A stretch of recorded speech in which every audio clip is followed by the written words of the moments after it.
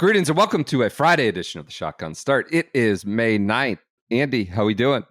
Brendan, it is Victory Friday. I gotta say, I am excited. I think there are just good things coming for the city of Chicago. Is this a Pope reference? Yes, it is a Pope reference. It's a lot of good Chicago and Villanova. A lot of good Chicago, Villanova, Big East bits getting out there.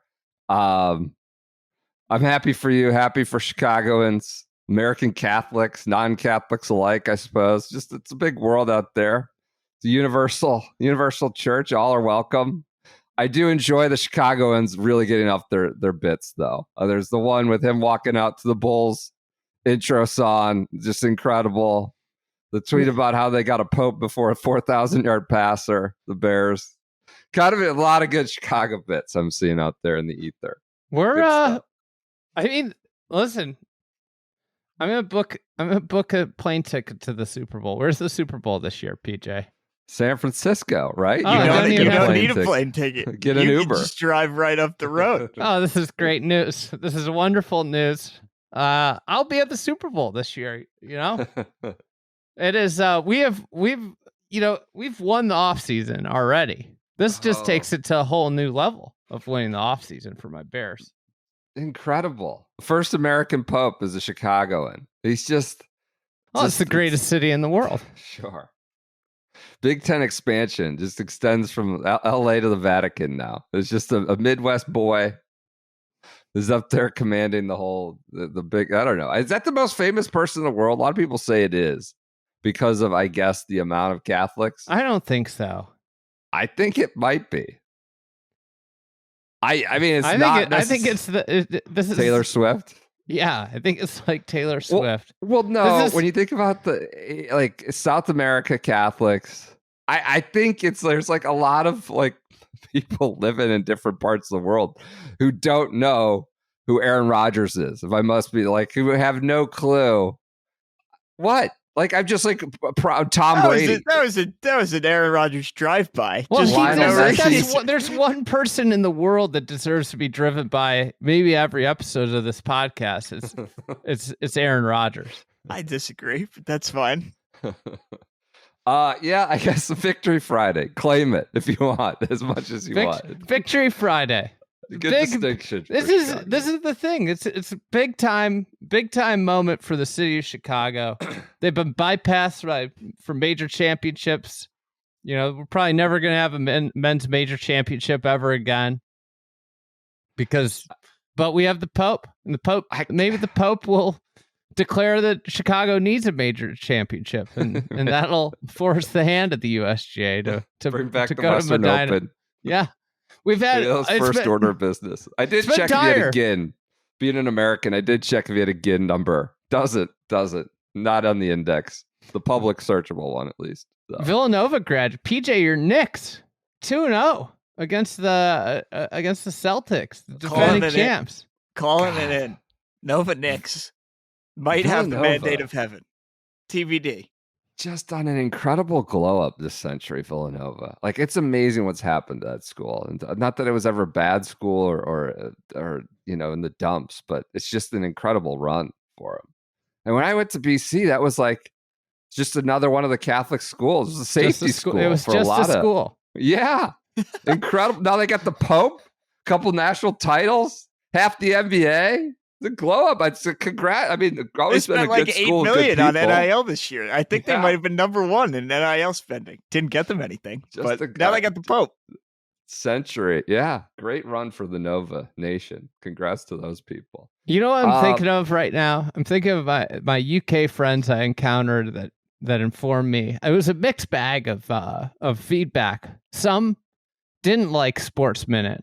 Others loved Sports Minute. Heard from some that said never stop Sports Minute. Teaches me new things about what's going on in America. Others, I don't care for Sports Minute. I'm going to move on. This is Pope Minute, but tied to sports. Pope Minute. It's the most global, it's maybe the most global subject we could address, right? It's a Pope for everybody, you know? There's I guess every country in the world probably has a Catholic in it. So it's not just American football. All right. Should we get to golf then? The PCC, the Philly. Do you want to talk about something else? There's a lot I could talk about. I got a lot. Are your Cavs in trouble? I mean, yeah, they're down 2-0 going away. Kind of stinks. Are you downtrodden? No. I mean, we've won a championship since within the last decade. I can't be downtrodden about it. I do think it's a much better team they're better than the Pacers or has been shown, but it's a tough break. Well, maybe I don't know that it's over. I don't know that either series is over. I mean, I'm very happy for Knicks fans. What's crazy is like the Knicks could knock off the Celtics and the Cavs aren't even going to get like the benefit of it because they won't make it. Like think about it. We're all prepping for as a Cavs fan. You're like, oh, how are we going to get past Boston? I mean, we've kind of had our way with New York all year. Now this is maybe a different beast. But if we get Knicks Cavs, we might have to take this show on the road. I'll fly out for that. That would be a good one. I don't think either series is over, but yeah, it's pretty dire for the Cavs. I would say more so. The Celtics are going to shoot better than 24% from three. I don't think this is over at all. This is I think Saturday, you're going to lose in 7. Saturday afternoon at the Garden. That feels like a lock for a letdown spot. That feels like a really big. That feels like a good letdown spot for sure. At what point can you question like whether your injured guys should be playing? I don't want to be. Whose phone is that? PJ, is that at your house? Yeah. I'll get it out. Going on. I'll get it out. Love that. Yeah, I don't know. It would be nice if Darius Garland could play, but the medical professional will say he can't. Everybody's hurt this time of year, so we'll see. Steph Curry's hurt. My Warrior fans are sobbing around here, downtrodden. Warriors have had a charmed existence for the last 15 years. So whatever. I'm lost because my Kings, I can't root for them anymore because they have the Bulls team that I hate.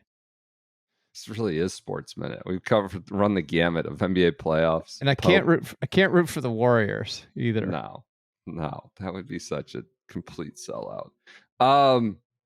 Let's get to Philadelphia. I should talk to you because you adopted the commies this year, just out of nowhere. AFC. It's one with each conference. I think you're allowed to do that. I'm allowed to do that. My Capitals. I'm worried about my Caps. They're down. They got dominated by the Canes. Caps are proper. I don't have a hockey team to root for. I've been here 20 years. I came in with Ovechkin in 2005. We came in together. Same to DC. Both moved here. So they have long history.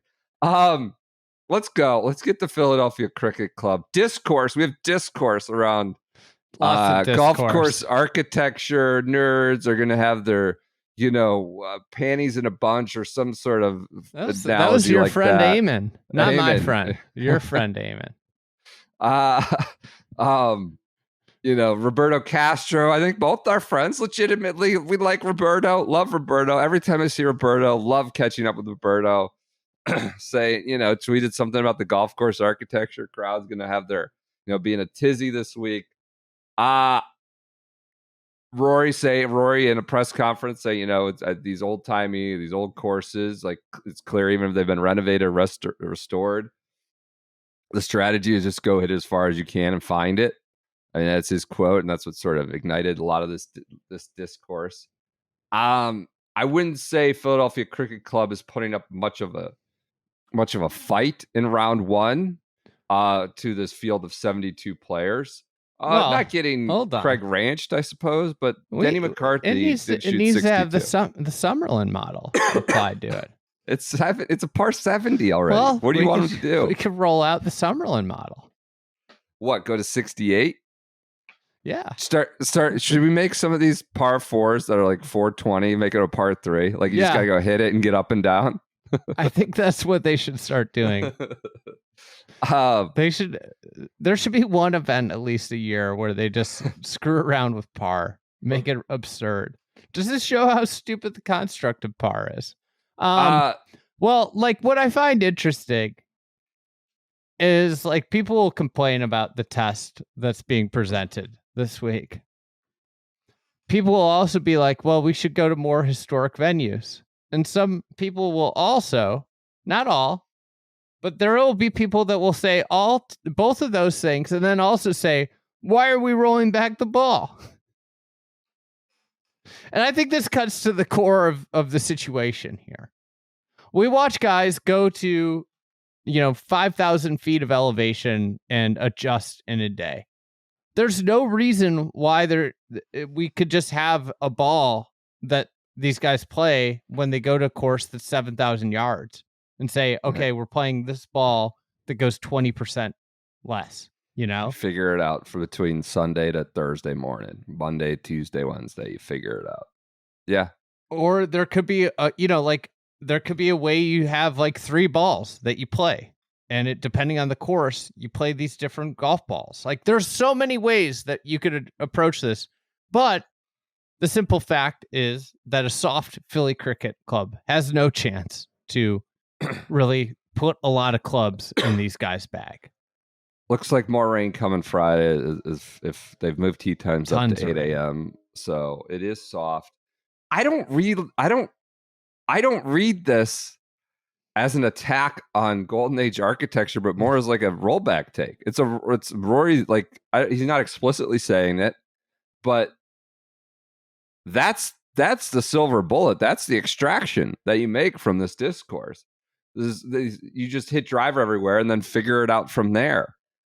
I think that's sort of what we've come to.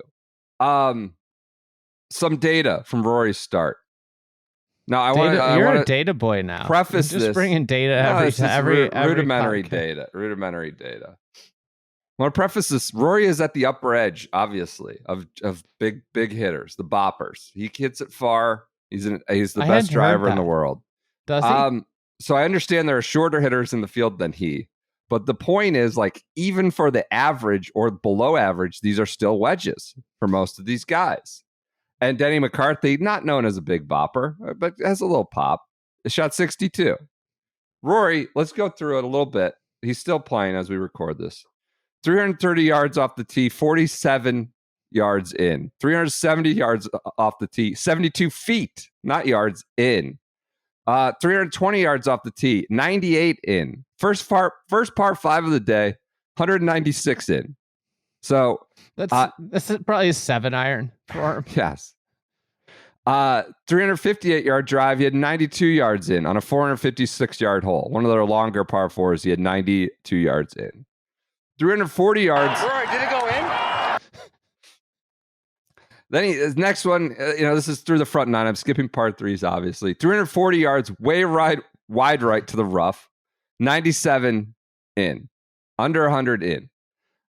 He had 334 yards on the next one off the tee, 114 in. On 11, he made a bogey. He had 353 yards off the tee, had 149 in, longer par 4. So he had 150. That's like a lot for what we've just talked about. 9-iron or wedge. On 12, he had a 301 yards off the tee on a 425 yard hole. He had 118 in. His 301 yard drive was the shortest of the day. He wiped it off it was set up for a fade. It's an uphill hole, set up for a fade, wiped it. But he went so far. I watched on the broadcast. It's a flare job, total flare job, bad swing, way right. But it's so far up there, there's no issue. This was the exact quote. It's so far, there will be no issue. In fact, he did just wedge up onto the green and 2-putted on 12. On 13, he did a 3-wood because the fairway cuts off. He had 135 in. On the great hazard hole, the par 5, 15th for these guys, he had 234 in because there's a hazard. You just drive it, cuts off. So I think he had only 2 shots over 200 yards. The par 3 8th, which is 202, and that great hazard hole. 2 shots over 200 yards. Obviously taking out tee shots. And that's it. And it's not just 200 yards. We're talking 98, 92, 87, 97. Did he have only one other one over 150? He had 3 shots today over 150. I mean, again, I'm doing this. He's still on the course, and 18 is a very long hole for these guys. It looks like he had 188 in, and he just played 18. No, that's not even him. He's not on 18 yet. So Yeah, the two shots over 200 yards. One of them was 202. 17's 487. Did you get that? No, not yet. 17, 18 are the two actual long par fours. So 17's again, 487. Guess how far he had it? did he already hit? Yeah. What did he have? What did he have? 150? 131. Oh my! So, yeah, go hit driver everywhere. We're talking about. So Rory has 798 in. That means Danny McCarthy's still hitting a wedge. That means Brian Campbell's maybe hitting a He's hitting 9. 6 iron. Oh, come on. I tracked Campbell too. He had a couple bops over 300 yards. You're really into bops today. I guess I am. So like going through it, 47, 98, 87, 114. It's not necessarily about the golf course. And someone responded to me like, we're just launching him. Of course, Rory, this should be a strategy. Someone responded to me, you cannot tell me, this is Amal, a great tweeter, follower of the program. You can't tell me that this isn't a strategy more to get ready for next week than it is for this tournament. My response would that be, it's the strategy for this tournament and the next one. And that's where we're at. Everything's homogenous. Besides like 1 or 2 weeks. And this is just, we've taken all strategy out of it. Like the same thing for the 7,100 yard course with a ton of our, great greens and architectural history. It's the same strategy for the whatever it'll be next week, 7,600 yard course. Hey, somebody just tied the lead, joined Danny McCarthy at 9 under, and as you would say, took the lead, solo leader at 9 under, big bopper, as you would call, big bopper. Who is it? Keith Mitchell. Okay. Cashmere Keith. Undefeated on Thursdays. Undefeated on Thursdays. If you were betting Keith Mitchell FRL this year, that's a hammer. Did you hear? Do you think Ricky heard us? Look in here. He had 207 into the par 5 fifth, so a little bit longer than Rory. 196. Yeah, a little bit longer. So it's just driver wedge for just about everyone in the field. Not everybody, but close to everyone. And that should be the strategy. Maybe next week it's driver 8 iron a couple times because it's 7,600 yards and there's more rough and it's narrower or whatever it is. But this is the point. It's just if he's using this as it's the proper strategy. But it's also a strategy for next week, which would be my retort. That's where everything has become homogenized. And I don't necessarily fault the strategy. It's just the ball goes a little bit too far that all you have to do is hit wedges. And it's hard to make a bogey. Andy, one hole is playing, the number 1 ranked hole is that par 3. That's 200 yards, 202. That's the number. That's the hardest hole. Of course, small data set, 1 round. There's 3 holes playing over par. That par 3. 18. 17 and 18. And that's it. Those are the only holes. A little bit of length, I guess. Is that the defense? Length? Is that all there is? When it's soft. I mean, when it's soft, there's nothing you can do to these guys. And it's because, like shit happens when you start having to hit 7 irons plus into greens, when you have 4 irons into greens and 5 irons into greens. And really the only way at this point to force that is 550 yard par 4s. Or, even that doesn't really do it because it still get down to like 6 irons, or really long par 3s, or wind. Wind is like the only thing that can, a 30 mile an hour wind. But if you get a 30 mile an hour wind, then some holes are going to play extraordinarily short. I don't know. It's ridiculous when you watch a week like this that there's any opposition to the idea that the ball goes too far. It's an inherently less interesting game when people hit wedges because there's just reduces the sheer amount of outcomes that can happen. The number of outcomes when you're hitting 5 iron into the green are infinitely greater than the number of outcomes when you have a sand wedge into the green. And outcomes is what makes sports interesting. Unexpected outcomes, particularly. That is the essence of sports. That's why we're so smitten that the Knicks are up 2-0 on the Celtics. Unexpected outcome. I think there was a thought that the winning score from the membership or something, like, and others around it thought it could be like 15. I don't think that's going to be the. I mean, we're already at 9. I do think Saturday and Sunday could get firmer a little bit. No, it can't. Little bit. It's going to dump rain on Friday. Yeah. So that was the hope, was by Saturday and Sunday it could be firmer. They're coming for Scotty. 30, was it 32? Did he finish last week? It's interesting. I that said, I'm maybe they should hire Lanny. Philly Cricket. God, I watched that video again last night. What an insane piece of content to post. It's just in line with the entire mindset at TPC Craig Ranch. They decide to make content of a bunch of little kids. We're going to chant, let's go, get the bulldozer, tear it up. Like, essentially admitting this course is a piece of shit. Tear it up. Like, this cherished asset is garbage. Your course. And they post this, tear it up, tear it up. Lanny comes waddling in, we are going to tear it up. And then the dozer just starts taking out just rips up the 18th green or whatever it was. Insane piece of content that tickles me. All this said, I'm interested in watching the Trust Championship. I am. It's a good field. It's a small field. It feels like a consumable, snackable bit. And I just don't think, at the end of the day, if you're a real hardcore golf person, you're not going to see a lot of shots that might, butter your bread. The sad thing is, if these guys couldn't just overwhelm it, you would see a lot of shots, like long irons, dealing with topography and, elements. Like, if you play an event where guys hit it 300 yards instead of 350 yards, it gets the venue gets infinitely more exciting. While we're on the subject of signature events, the kind of party line, the mule line, has been hot again this past week. Lucas Glover on Golf Channel. It doesn't sound like the majority matters. No, it doesn't. It doesn't. We've been through this. It doesn't matter. I don't necessarily disagree, and that sounds harsh, but like, it doesn't matter.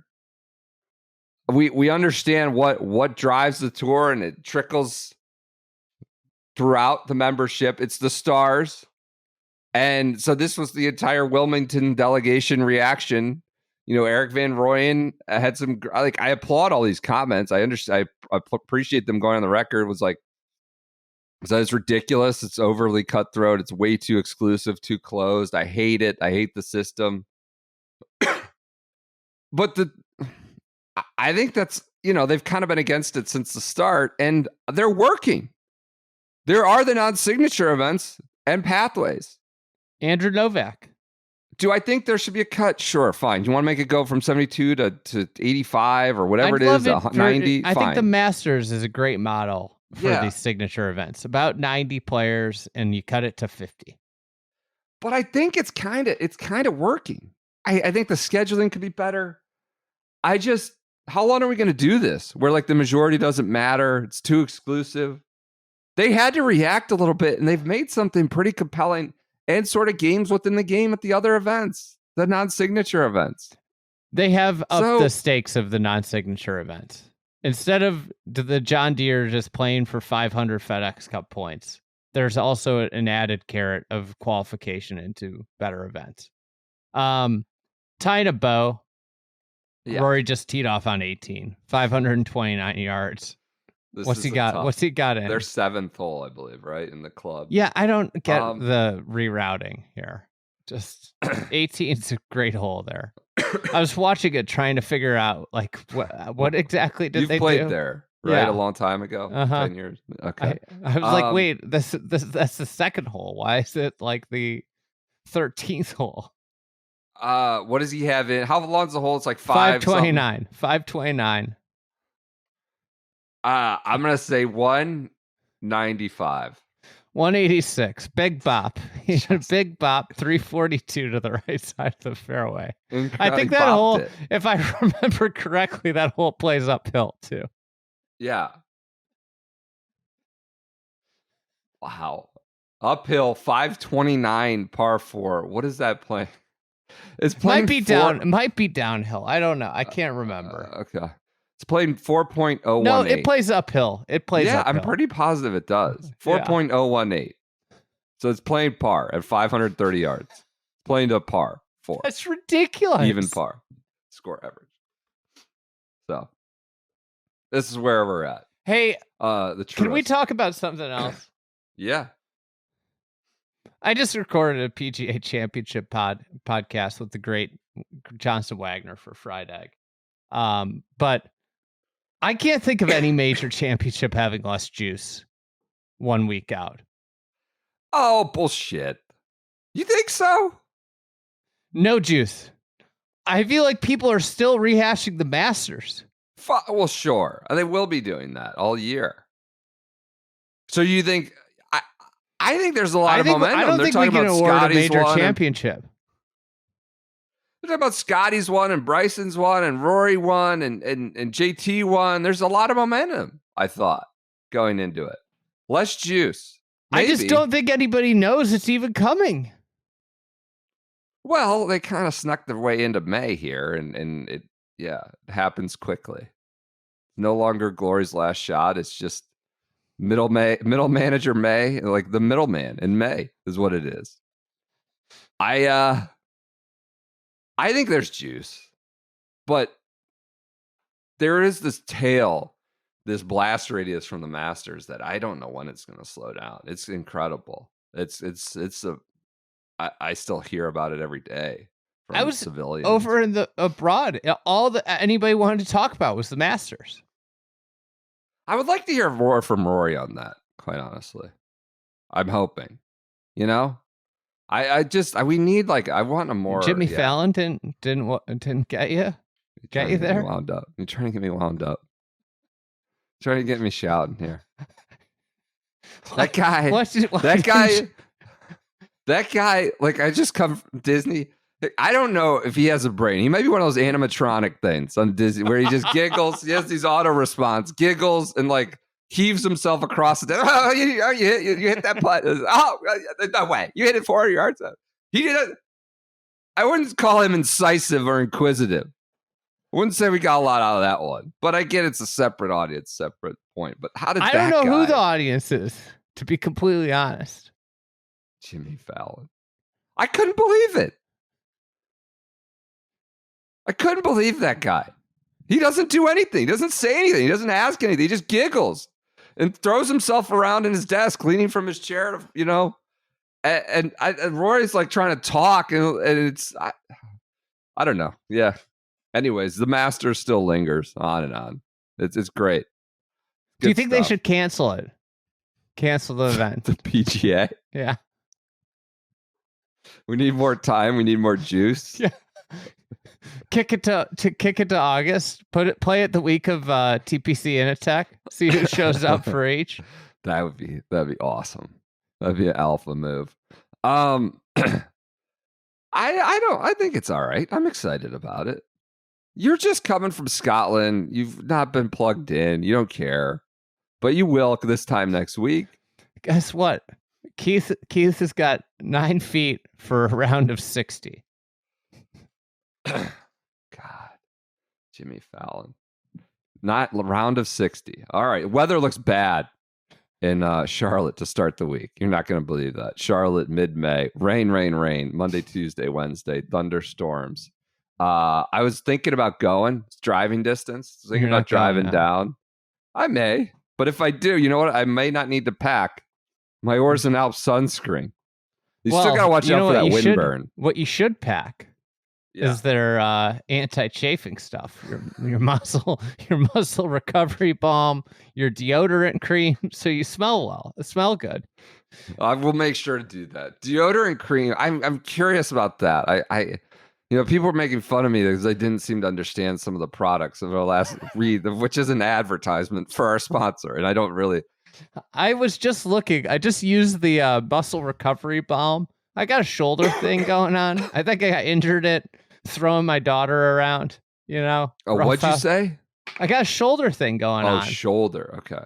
Yeah. I was worried. I got to Scotland. I had tried swinging a golf club. I was in severe pain playing my first round of golf in Scotland. It got better as the week went on, but now I'm back, and my kids trying to, Yep. just I'm having to pick her up and throw her around a bunch, and my shoulder's acting up again. But I just put some of the muscle recovery balm on. Did you? Feels good. Yeah, it smells good All too. right. It does. Pungent, good in good way. Good but it's just pungency. basically like Icy Hot and Bengay, but it's got clean ingredients. Clean. It's clean. like good stuff. You're not going to die when you put it on. This is the world we live in now. Is my wife sends me all this stuff about Oh God. different things. I was in Airbnb this week, and I saw Old Spice body wash, and I didn't have body wash, so I'm using it, and I'm thinking about all these Instagram reels that she sent me talking about how reels, aluminum's going to leach into my body and kill me. Tell you anything on reels, yeah. So the moral of this story is, if you don't want to have those deep catastrophic thoughts in your head, buy Orson Alps, because this is good stuff that's not going to kill you. OrzinAlps.com/shotgun start. The code is shotgun15. You get 15% off. So was that ad read too disaster laden? No. You like fear mongering? Fear mongering, yeah. I mean, it probably wouldn't be in their official talking points, I don't think. But it's out there now. They make great stuff. Look, I use all this stuff, whether we think we're going to die or not. I love their products. Love the sunscreen. Did it before they were sponsors. Go to OrzinAlps.com/shotgun start. Use the promo code shotgun15. News? You know what? What? I got home. I took a shower, my own shower, for the first time in 2 weeks. It was great. Mm-hmm. Great having my bevy of products and on home turf. How was your Scotland showers? I had one good one awful one. Awful. God, you remember those for the Open? They're so bad. Worst shower ever had. This is what I was going to say. I think Scotland and the UK, they do some things right in the bathroom, some things wrong. The showers are disaster. Bad. But you know what they do right? Every bathroom I've ever been in has those heated towel racks. They do. They are big on that. Well, it's so much better. I don't know why it's standard issue over there and we don't have it standard issue over here. It's interesting. Asking big questions. So you took a shower at home. It was great. I had my Orson Alps Epsom salt bar soap. It was first time in a couple weeks having a good bar of soap. It was great. Love it. Let's go to news. Apparently, TGL has filed a trademark claim for Motor City Golf Club. Could be a big week Detroit? for Midwest. They got a Pope and they got a TGL franchise. Which one more consequential? Before Who Chicago? Can say? You got a Pope. Chill. Would you rather have a TGL franchise than the Pope? Oh, well, I'm not Catholic, so yes. You're one of those breakaways. A lot of religion talk. Are you mad about this? Seems like you're mad. Detroit's a great sports town. The Ford family apparently attended one of these. Basketball. The Tigers are doing well. I think that the Lions fans they're hearing footsteps. The Bears are rumbling towards them. It's about to be a big rivalry. We've never been rivals, the Lions and the Bears. It's about to be a rivalry. But the Ford family apparently went down there. And so the rumblings are maybe they add one more Motor City Golf Club over Dallas. Who would be the most Detroit captain that's not on a team yet? Well, I think you got to open up negotiations and get Ricky over to Rocket Mortgage Central. Yeah. I think Pocket I would imagine the negotiations have to be ongoing. I don't know if we get a draft pick over here for that or how that's going to work out, but I think Ricky and Cam Davis, the ruler of DGC, two-time Rocket Mortgage champion. You would need somebody whose results far exceed their potential, like a Russell gritty Henley. Ben Wallace type, just a gritty battler who just gets it done. You don't know how they are, but the results are what they are. Represents the ethos. Dan Campbell type. We're gonna bite their kneecaps. That whole stuff going on. But I don't know who that is. Nate Lashley, somebody like that. I don't know who they seats. have. It's kind of dire. They're not getting Scotty, right? No. Next highest ranked player not on a team is Henley. McNeely. You think the Tank's ever been to Detroit? No. Maybe for the Rocket Mortgage. He's played the Rocket Mortgage for sure. I'm sure he has. Our picks are doing all right, aren't they? Picks, although Xander puttering and billowing again. Xander, I expected more from Xander. Maybe he's back to being a house cat. Maybe the injury got him scared to go outside again. Other news. Did you watch the PGA Works Collegiate on Tuesday? Or Wednesday? I gotta say, guess not. I got home from 2 weeks away. I didn't turn the TV on to watch golf. It's just letting you know that I didn't even the thought didn't even enter my head about turning on the TV. I could only imagine my wife's reaction if she came in and the TV was on with golf on. The PGA Works got it. The PGA Works Collegiate on Wednesday. I had it on a little bit in the background, Whistling Straits. I was like, what is this? It's for minority players, diverse players from colleges. Of course, all the best ones are playing regionals and stuff like that, top ranked players. I was watching, I got confused. So this is PGA. This is on Golf Channel, televised. Apparently there was a scoring error. So they thought the girl who had won, and they announced her on the broadcast. You won, you did the whole deal, you win. There's our new champ. And there's a scoring error. So they had to come back on the air and do a playoff because there was a scoring error at the PGA Works. Just roll them out. Okie doke. Whoops. Nope. And then had to come back. Wait, never mind. We got to come back on the air and do the playoff. Other news. PJ, I want some on-the-ground reporting about Ryder Cup ticket giveaways. Apparently, they're just giving away 3,000 tickets to unsuspecting Met area golfers. I assume at public courses. They're just giving them away. Can confirm we're not at my local golf course last night as I tried to go play 9 at twilight. Was not out there in my neck of the woods yesterday. But I saw they posted a video. They were at Bethpage, so that would make sense. But how far across the island are we going here? I'm interested to see. You live a charmed golf life. A video came across my desk today, and I'm just kind of stunned that this happened for you. It was emailed to us, to be clear, by a shotgunner to Golf Advice. PJ Clark's Tiger video analysis from Matthew Costello. Apparently, this has now gotten in the bloodstream of the sickos, the Shotgun Start listeners. You are in a historical document. On YouTube. I believe it's Golf Digest YouTube. It's got 3 million views. Yeah. Oh my God. It does. From 4 or 5 years ago. It was one of those when Tiger did a deal. He was basically, Golf Digest was its publishing house for anything Tiger. Tiger had a ham sandwich today or whatever it was that they would do.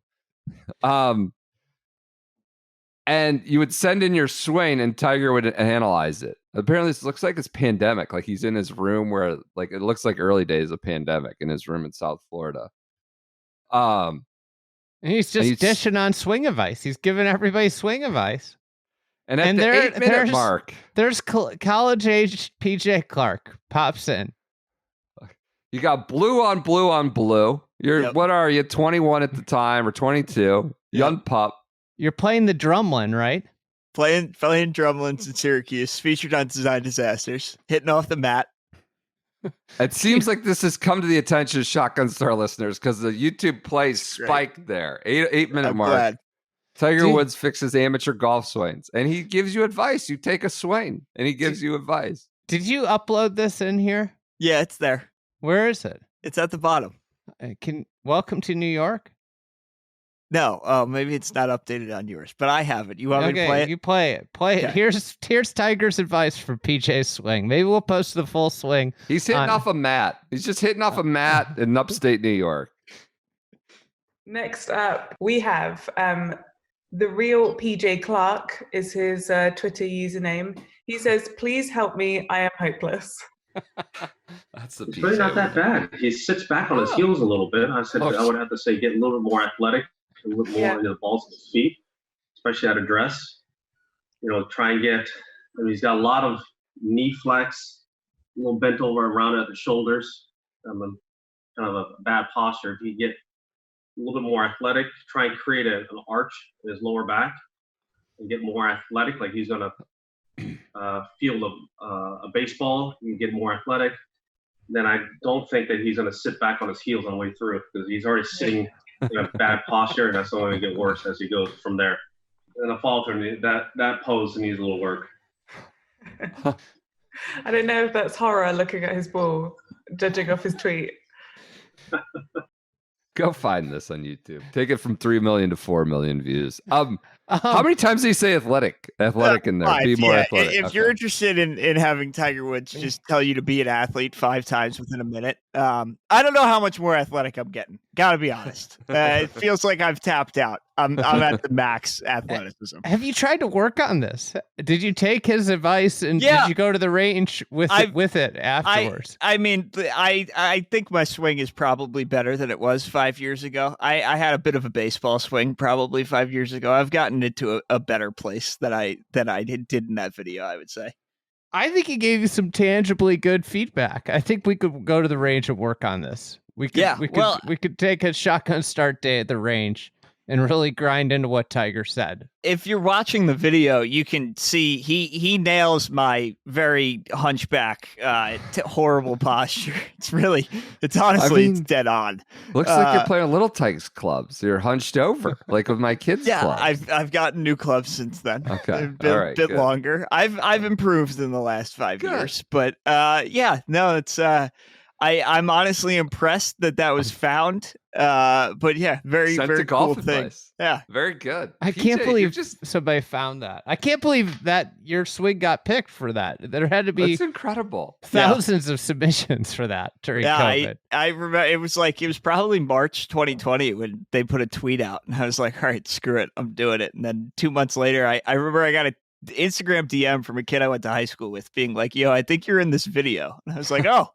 Okay, sure enough. You got a little bit of a Forrest Gump thing going on, PJ, with your past. All sorts of little odds and ends where you pop up. Your mysterious past. Pretty good. CJ Gardner Johnson. Not many people. Yeah. Not many people have a personal relationship with him. Great stuff. That's golf advice. TJ Hawkinson stopped and said hello to you at the.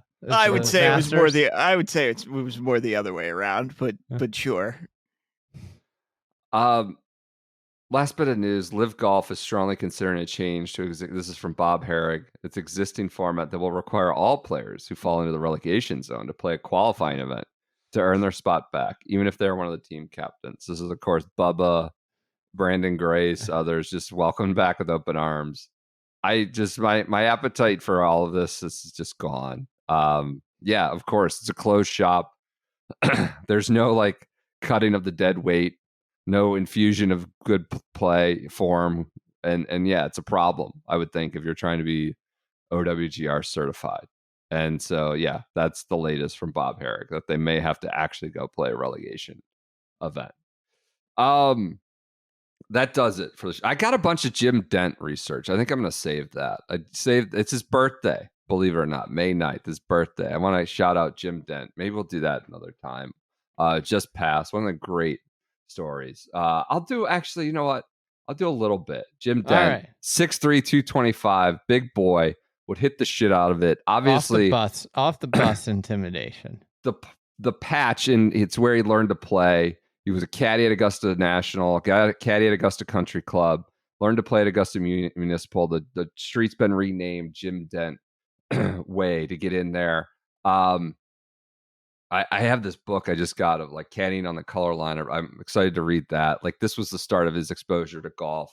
Eventually learns how to play. Never played the Masters, sadly enough. Never qualified. I had a great PGA Tour career. Not like a journeyman. I shouldn't say great. His top money list performance was 74. He earns $46,000. 25 top tens. Played in 11 Players Championships, a handful of 5 U.S. Opens, PGA 6 times, never got to the Masters. He had 16 consecutive years of full-time PGA Tour play, never appearing in fewer than 22 tournaments. So he was a tour pro for 22 years, but still a journeyman. Then he goes to the Champions Tour. And this is from, I believe, his obit in the New York Times. I looked up a bunch of different sources for this. He got Homero Blancas and Jimmy Ballard short game lesson. So he starts just cooking. And obviously his distance at the Champs Tour is prodigious. And he wins, I think, 11 times on the Champs Tour. Made like $8 or $9 million on the Champions Tour after getting only like mid-6 on the PGA Tour. So it really took off. I'm like truncating this to move us along. He made $564,000 in PGA Tour earnings. One of the great ones. So he's this big hitter forever, hitting it like 324 yards and 18 inches. He won a big 1974 Golf Digest PGA Tour lawn drive competition, 324 yards. And then we're like, even on the Champions Tour, he led the seniors in '89 with 275. That was led the tour with 274.6 yards. What kind of distance would he have into Philly Cricket Club? Seriously. So this is from his obit. He capitalized on his lawn hitting prowess when he became one of the first PGA Tour pros to sign a deal with the Callaway Golf Company, endorse its Big Bertha line of oversized drivers. So he became sort of this front man for Big Bertha. In '92, a newspaper ad boasted that one of Big Bertha model had increased his average drive distance to 276.8 to another 286.4 yards, the longest on the senior tour. So a 10-yard jump with the Big Bertha. Callaway later created the limited edition Big Bertha Jim Dent driver. Kind of amazing. Big Bertha Jim Dent specialty. So he is, by the way, when he was hitting 286.4 on the senior tour, it was longer than anyone on the PGA Tour outside of John Daly. Outside of John Daly, he was at 288.9. This was in '92. Kind of crazy. Guy on the Champions Tour hitting it farther than anybody. Laz Versailles wrote an article today for Monday Q on Jim Dent. Laz, obviously a great chronicler of black golf history. And he had some more first-person anecdotes saying like he was like literally the nicest, kindest dude, would help, just extremely generous. So he seems like he made a lot of money off of his association with Eli Callaway and getting stock options into Callaway early on. But lived sort of like a basic Spartan lifestyle and just helped out everybody with clubs and money and scholarship, whatever it is. This is from the Laz article. He made $10 million over 30 years as a professional on small tours, PGA Tour, and his real cash cow, the Champions Tour. He made way more from the stock options Callaway had given Dent in return for his promotional work with the company. He probably ranks, this is according to Laz, behind only Tiger Woods in money won or earned playing golf by a black man. So kind of interesting. His lawn drive, prodigiousness, getting him that Callaway Jim Dent Big Bertha. Obviously, like his backstory is incredible. His mom died when he was 6. His dad died when he was 12. So orphan by the age of 12. Came from obviously not a lot in Augusta, learned to caddy, like kind of completely bootstrapped himself onto the PGA Tour for a 16-year career. Amazing. And obviously he's now memorialized at the Patch in a way that's befitting. He died, I want to say now, earlier this month or end of April. And May 9th, today is his birthday, or would have been his birthday. So that's a mini flashback on Jim Dent. Big hitter, big bopper, as they would say. This is the episode of Big Boppers. Do we want to do any golf advice? Do we want to clean anything up? I don't even know what minute mark we're at. We did the PJ video. Do you want to talk about the Creator Classic? What happened in the Creator Classic? The greatest athlete of a generation, Tyler Toney, another victory. Just another notch. He didn't win, did he? I think he did. I think I don't think. I thought Dalkey was on EAL. No, Dalkey. I thought he was on that team. I thought he was on. Oh, well, I saw he chipped in. I saw he chipped in, and I had people tagging me left and right, being like, "Look, he's chipping in. He's holing out from the fairway at Philly Cricket Club. Tyler Toney, the icon of generation." What? So like chip in, you now just connote with winning. Like when Rory holed out from the bunker at the Masters that one year, and he celebrated. That means he won. I didn't dig in. Did it go in? It did go in for Tyler Toney. It did. Listen, I got distracted. There were too many things. No. I think it was the Richards fella, Dalkey, who was USAM and NCAA champ, and USAM EAL. runner-up. Yes, USAM runner-up. And EAL. I believe that trio won. Yeah.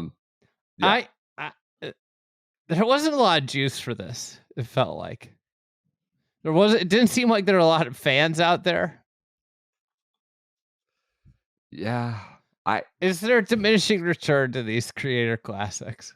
Well, I mean, I sort of posed this to the boys last Friday about like, when do we hit peak Creator Classics? I don't know. Do you think the Philly Cricket Club market is as good as it would do at the Players? I feel like the Players or Scottsdale. I feel like the Philly Cricket Club market probably was not the best use of the Creator Classic. I mean, there's probably a bunch of gamers and stuff in a major metro area, but they're not going to Philly Cricket. The fifth biggest city in America? Yeah. But I don't know. Is that maybe Philly hates influencers? Have we thought about that? I could see that. They don't suffer fools in Philly. Yeah, maybe they don't mess around. Grifters and con artists. You know, big news. Fat Perez followed the shotgun start. I love that. Your team, Fat Perez. I think that explains the dip in interest. Is that my guy Fat Perez wasn't there? That's what I'm saying. I don't know if the A team was trotted out for Philly Cricket Club. Bryan brothers weren't there. No. That's just, you know what? We're all right. Grant Horvat wasn't there. No, Grant Horvat wasn't there. He did his Scotty thing. Was this Creator Classic more about who wasn't there than who was there? Next on the shotgun start. I did get some background on Nadeshot, who you've been besmirching now for a week and a half. That's my 2 guy, weeks. Nadeshot. What are you talking? I'm not besmirching. I'm bringing him up. I'm trying to give him more. I remember following Nadeshot at the old Quicken Loans National. Him, Ricky, Adam Schefter, who's might be 5 feet in golf shoes. It was an incredible pro-am group I was following. I got some Nadeshot background on a SGS golf advice. They had a real question and they went into Nadeshot. Says, I hear Nadeshot catching strays from Andy and mainly about his name. Well, I agreed it's goofy to lean into the name. He's probably the most accomplished, quote, creator in this Creator Classic. He was for a long time. This will really get your gears grinding. He was for a long time essentially the Michael Jordan of competitive esports scene. Games like Halo and Call of Duty. And once he retired from competing, I mean, do you retire? Like, what happens? Like, your knees go out? What happens in gaming? Why do you retire? Your fingers joint? Yeah, you tear a thumb tendon, maybe? I don't know. Sort of the hand-eye, the reaction time goes down. Probably and you got to retire. Straining on your eyes to some level, just playing video games all the time. You get married and your wife says you can't play video games anymore. So he retired from competing. He started his own esport org called the 100 Thieves. Are you familiar with these people? PJ, you're nodding. I've heard of this before. I think it sounds like a motorcycle gang. I think Bronny might be somewhat involved in this somehow. Okay. That's some would say his contract is thievery in and of itself. So he is in the 100 Thieves.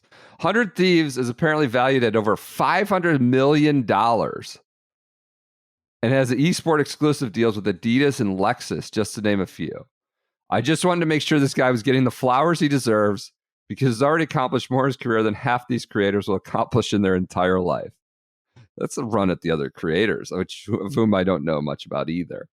But $500 million valuation on his company. Nadeshot. Now he's out there chopping it around with whoever. So that's Nadeshot background. Nadeshot. Do we want his actual golf advice question? Yeah. Let's answer a question. Says, I'm attending the U.S. Women's Open at Erin Hills later this month and will be my first professional golf event I'm attending since Matt Wolff broke the course record at Sod Farm. And before that, the historic Y.E. Yane PGA at Hazeltine. What a smorgasbord of events you've been to. Minnesota boy. My question is simple. What are the do's and don'ts for spectating golf in person? I believe I recall this podcast ripping on people. We don't do that. We don't rip on anyone who wear golf shoes to events, and I want to avoid these common pitfalls.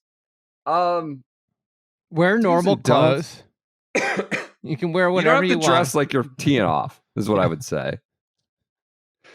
Don't yell. Yeah, just what I think is always funny is when you're walking with groups. And people just are like, they say stuff to players. Like, you just don't have to say anything to the players. Unless you have something tangible to say. But don't be the person that's like, Lawn is dead here. Yeah. You don't want to be Lawn. Breaks left. That I can never believe. Oh, he's not going to like that putt. And if you're going to try and say something funny to make them laugh, make sure it's like funny. Because they will laugh.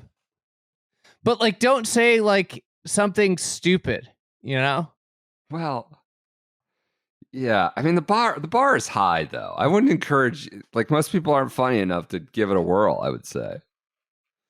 Now you're telling people they're not funny. You're telling most people. You just said most people aren't funny.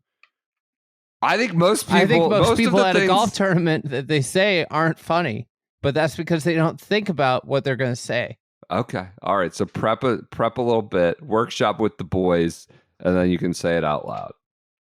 I think most things that you hear out loud at a golf tournament are mind-bendingly stupid. And it's incredible. And yet it's probably a higher educated gallery than most sports. So are you saying like you got to try out material?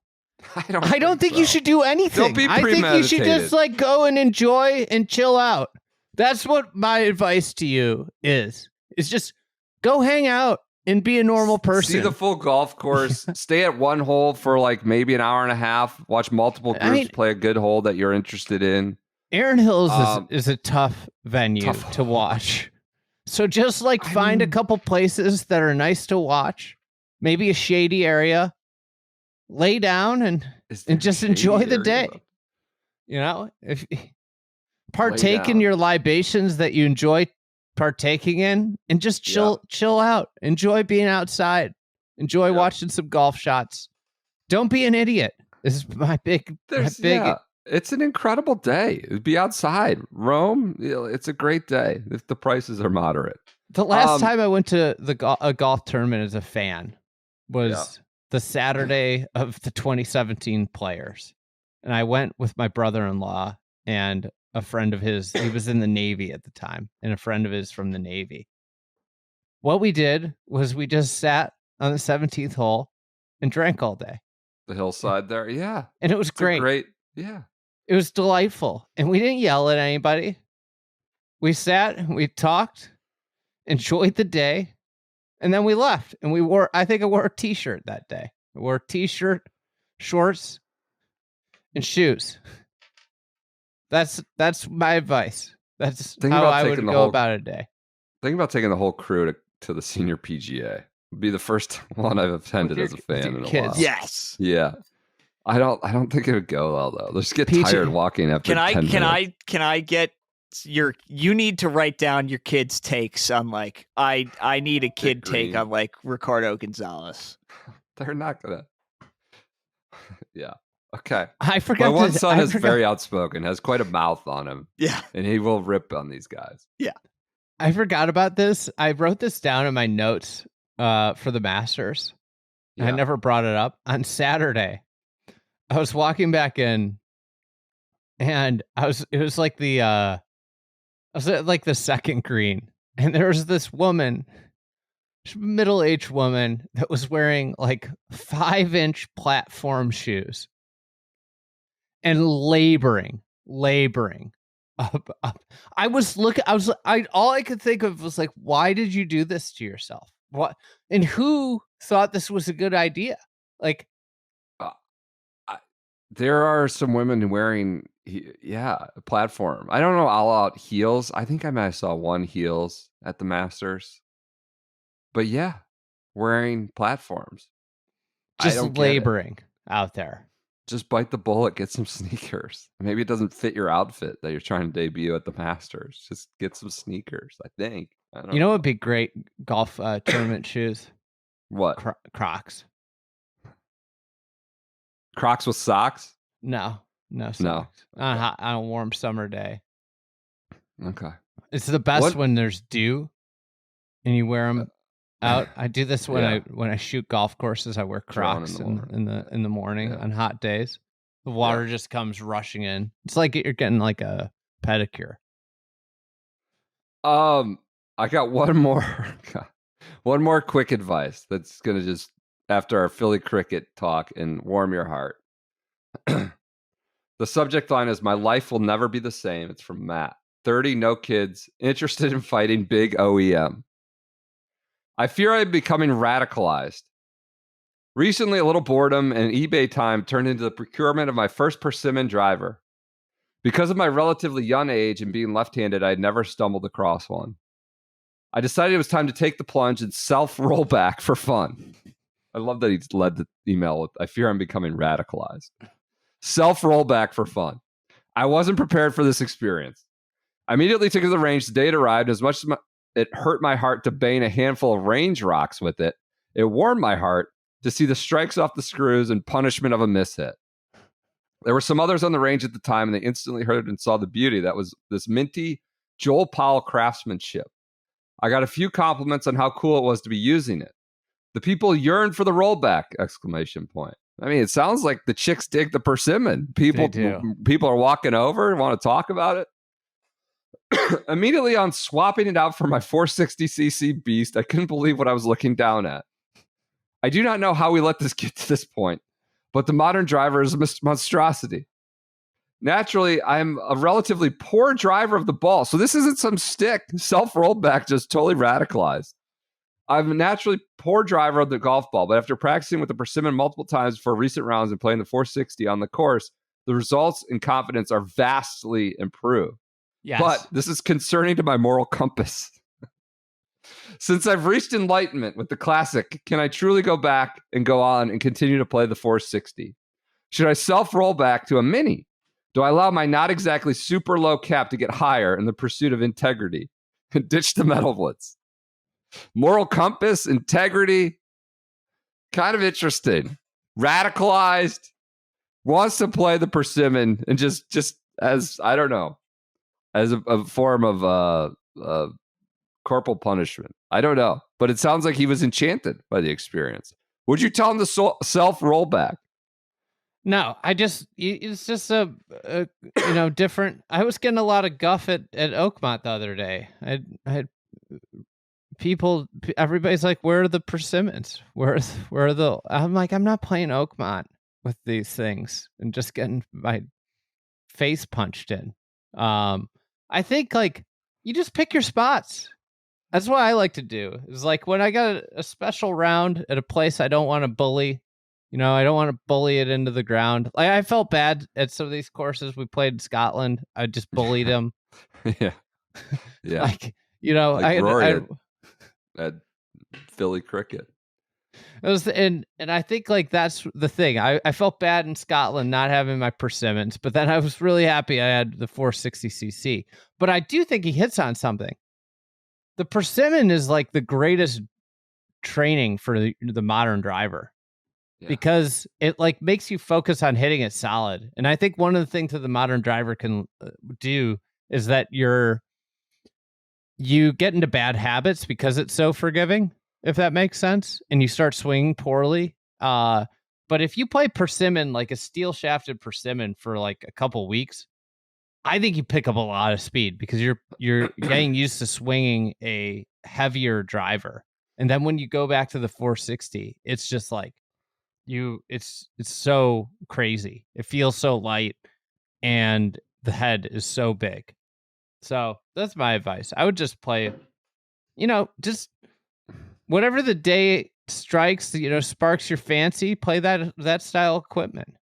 Yeah, to play to the crowd too. Maybe if it's a persimmon crowd, right? It's kind of like, what kind of drink do you order, or what do you wear at a certain place? It depends on the time and the crowd, the experience, what you're going for, whether it's dinner or a concert or whatever. So, play to the right experience. All right, that does it for this Friday episode. Allergies are just we have confirmation that the Pope is a White Sox fan. There were conflicting reports, but there is confirmation that he is a White Sox fan. I read an article about Jim Dent playing a professional golf tournament with Hawk Harrelson. Hawk Harrelson was trying to be a pro golfer. It all comes back. All comes back to the Hawk and the Pope. All-time great Hawk Harrelson. Apparently made a birdie. He's gone. When he made a birdie, he would do like his little hawk dance or something. He would it reminded me of Makes Damon a birdie, Green. you can put it on the board. Yes. He would do some dance. It made me think of Damon Green, like just fluttering across the green, waving his arms. But he had so many good ones. He had grab some bench. I mean, this is our Pope. This is what our Pope grew up with. Stretch. Hawk and Steve Stone was like about as good as it gets for a baseball booth. And it's all because Steve Stone got in an argument with the Cubs that led him over there. Got him out of there. Yeah. Yeah. God. All right. That does it for this Friday episode. We will talk to you on Monday. I think it's Mother's Day. We'll talk about when we're recording. We're Truist determined. Championship. It'll Problem come is at some then point. it's the perfect sign that maybe the PGA should move its date, is that we're even considering stretching the Truist into the Monday of a major week. We'll see. We'll talk to you then either way. Enjoy your weekends. Thank you for your support.